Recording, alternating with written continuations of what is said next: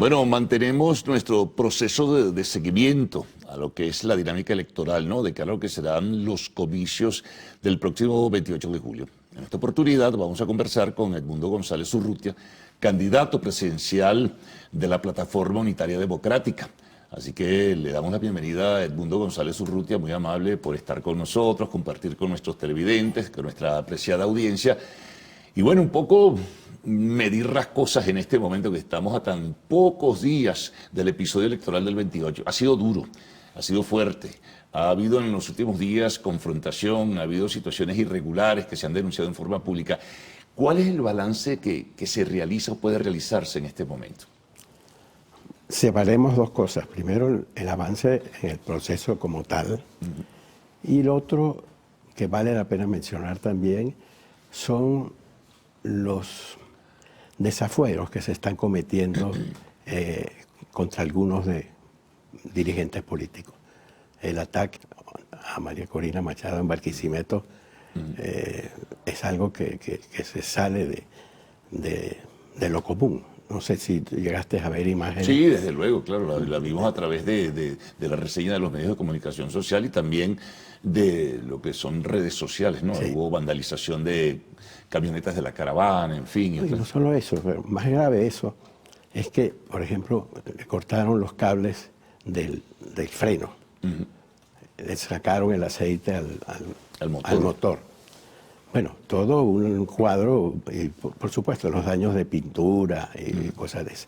Pero eso es muy grave porque nosotros no estamos acostumbrados a ese tipo de agresiones a un dirigente político que está haciendo un recorrido y campaña por mi candidatura, por supuesto. Ahora, en el caso concreto suyo, ¿ha habido advertencias, hostigamiento, amenazas? No directamente. Los servicios me hicieron una oferta de seguridad, de protección. Protección. Yo la acepté y a cierta distancia de mi casa hay unos policías que están resguardando, aunque no he recibido ninguna amenaza directa, esa es la verdad. Ahora, el nivel del discurso que se está desarrollando quizá pudiera plantearse como hipótesis, ¿ha tenido que ver en todo esto? El nivel de fortaleza, de vigor, el nivel duro, fuerte, incluso de amenazas, ¿ha tenido que ver? Bueno, no en mi caso, porque yo no he tenido un lenguaje intolerante ni desmedido durante la campaña. Yo siempre he tenido un mensaje más bien que llamo a la reconciliación, al reencuentro entre los venezolanos, a la paz. Así que eso no está previsto. Pero siempre hay grupos que están desesperados. Si uno se guía por las mediciones de opinión, pues hay mucha gente que puede estar muy nerviosa. Y eso acelera, pues, y ya estamos a muy pocos días. Sí, no, sin duda que sí. Ahora, un poco visualizando, ¿no? En un futuro de muy corto plazo, ¿cómo detener esos extremos? Edmundo, ¿cómo detener a los radicales de un lado y del otro? Sí. Porque hay pasión, hay emociones de por medio, a lo mejor hay que medir victoriosos y derrotados. Hay grupos dentro de esas estructuras que de repente no van a estar de acuerdo con lo que haya ocurrido o surja del evento electoral del 28. Mira, mi mensaje ha sido desde el principio, desde el primer programa que yo grabé para la televisión. Ha sido un mensaje de reconciliación entre los venezolanos. Ya nosotros estamos cansados de ese lenguaje histriónico, soez, de pugnacidad. Yo estoy haciendo un llamado al reencuentro de los venezolanos. Venezuela es una sola, aquí cabemos todos. Ese es el llamado que yo he hecho a lo largo de la campaña. Y creo que por allí es que deberíamos tener.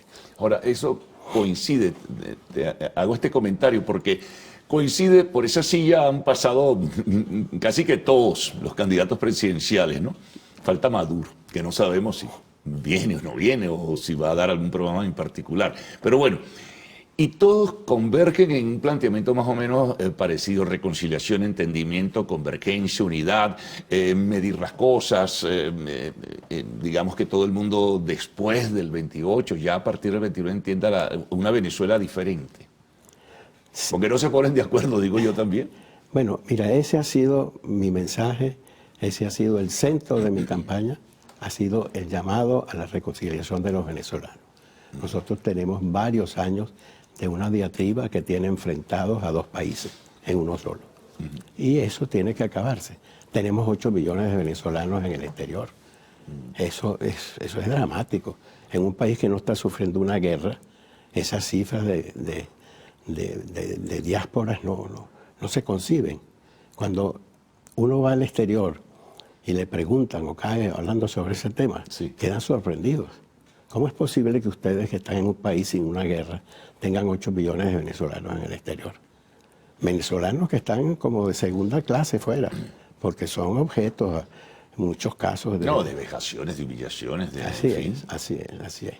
Pero eso vamos a hacer todo el esfuerzo por cambiarlo.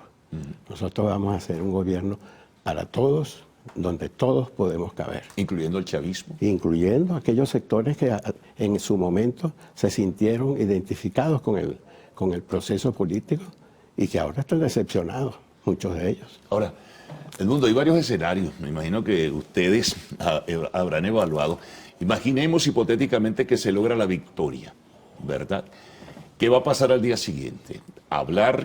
Empezar a plantear negociaciones con el gobierno, que seguirá en vigencia, porque el gobierno va a tener 6 meses antes del 10 de enero para asumir, casi 6 meses. Sí, 5 meses y largo. Y algo, ¿no? Para dejar el ejercicio del poder como tal a nivel ejecutivo. Pero el poder legislativo, si seguirá en manos de ellos, hay elecciones dentro de año y medio. Gobernaciones de alcalde, más o menos lo mismo. El Tribunal Supremo, escogido por el poder legislativo, en este caso 12 años los magistrados. En septiembre de este año se escoge de nuevo el poder moral y son 7 años. Sí. O sea, nada fácil el panorama. Mira, yo tengo una hipótesis, que si la victoria nuestra el 28 de julio es tan contundente como nosotros lo esperamos y como nos aseguran todas las mediciones de opinión, aquí puede haber un deslave de votos hacia mi candidatura. Y eso abre una nueva realidad política, en donde el gobierno tendrá que ver, no solo de aceptar los resultados, sino, bueno, estamos ahora en una situación completamente diferente. Es allí donde entran los espacios de diálogo y de conversaciones para ponerle fin a esto. Y yo no descarto lo que ha sucedido en otras partes, como ocurrió en la Argentina en los años 80, cuando el presidente Alfonsín recortó su mandato y le transfirió el poder a Menem. Eso pudiera ser parte de la negociación también, ¿no? Eso puede ser parte de una conversación, sí. Vamos a hacer una pausa. Vamos a regresar enseguida. Estamos conversando con Edmundo González Urrutia, candidato presidencial por la Plataforma Unitaria Democrática.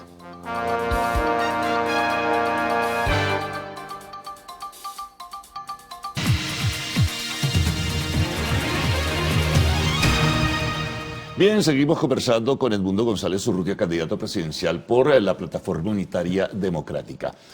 Hablamos un poco de conversaciones en el final del segmento anterior, de negociaciones posibles, pero ¿qué se puede hacer si se confirmara un triunfo de Edmundo González Urrutia en estos 6 meses? Iniciar ese proceso y luego plantearse qué va a pasar luego del 10 de enero. Porque, como decíamos, va a haber poder todavía en manos del chavismo en estas circunstancias. Por supuesto. Mira, como te comentaba en el break, nosotros confiamos en nuestra victoria y que puede ser una victoria abrumadora. Las mediciones de opinión que nosotros tenemos nos dan una amplia ventaja, muy difícil de alcanzarla.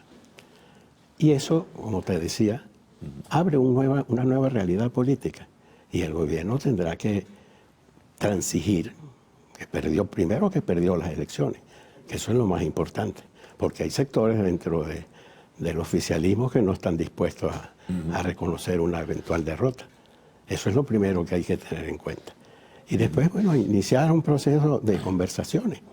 Aquí el oficialismo... ¿Quiénes serían los voceros de parte del gobierno? Sería interesante si eso ocurre, ¿no? Si se confirmara esa victoria. Bueno, sí, nosotros estamos muy seguros de ella. Estamos muy seguros de ella. Como te digo, no hay una medición de opinión que contradiga esto que te estoy diciendo. Ahora, tendría la gente de verdad que votar? No evidenciarlo nada más en una encuesta o en una investigación de opinión pública. Si la gente no vota, entonces las cosas tienden a confundirse y bueno. Las intenciones de voto también son muy altas, muy altas. Y eso es lo que nosotros confiamos y esperamos que vaya a suceder y que suceda en paz, porque no tenemos por qué anticiparnos a situaciones irregulares en un proceso como este. Votar en paz y esperar los resultados que se darán a conocer.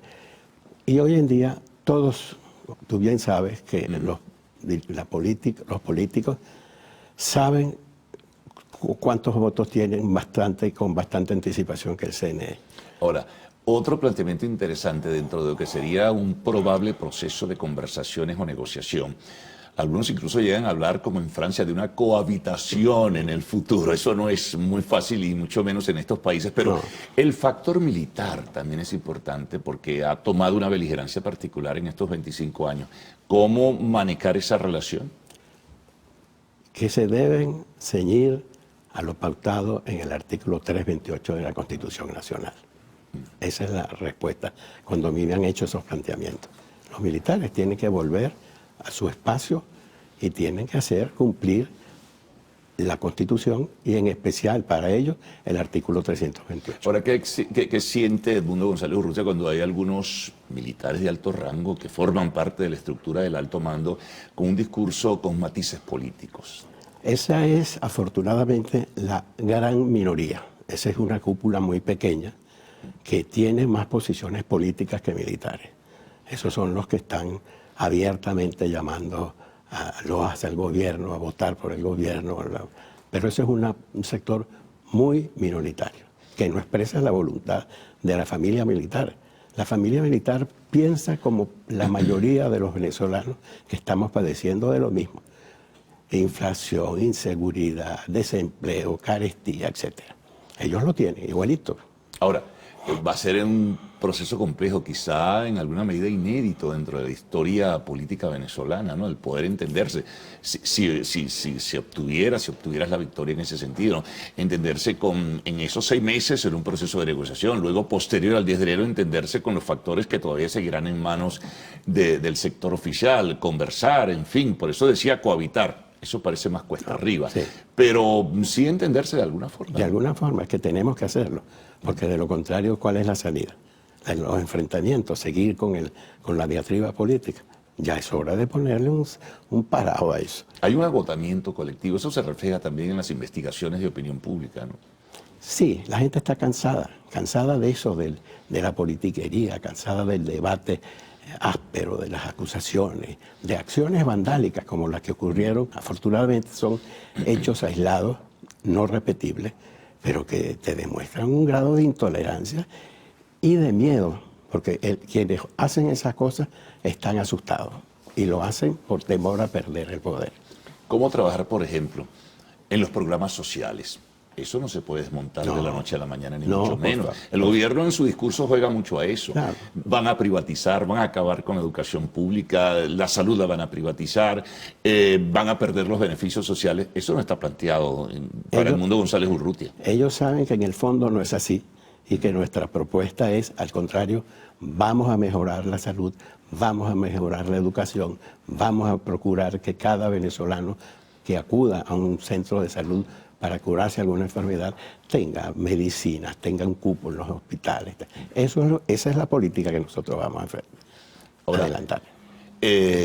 Hay otros temas también, la economía. Por ejemplo, ¿qué papel jugará la economía privada y qué papel puede jugar la inversión internacional, que es determinante para recuperar empresas petroleras, empresas básicas? Mientras no haya confianza, poco puede hacerse con la inversión internacional.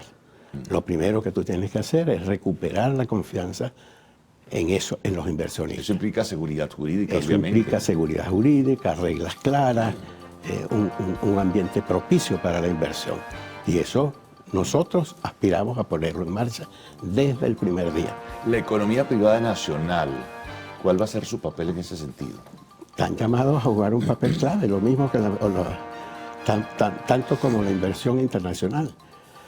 La inversión nacional tendrá su papel fundamental en la recuperación económica del país. Eso es de antemano. Ahora, eso significa también mejorar ciertas reglas del juego, definitivamente. Claro. Reglas de juego, seguridad jurídica y un ambiente propicio para que se desarrolle esto. Es un clima de tolerancia, de respeto, de entendimiento.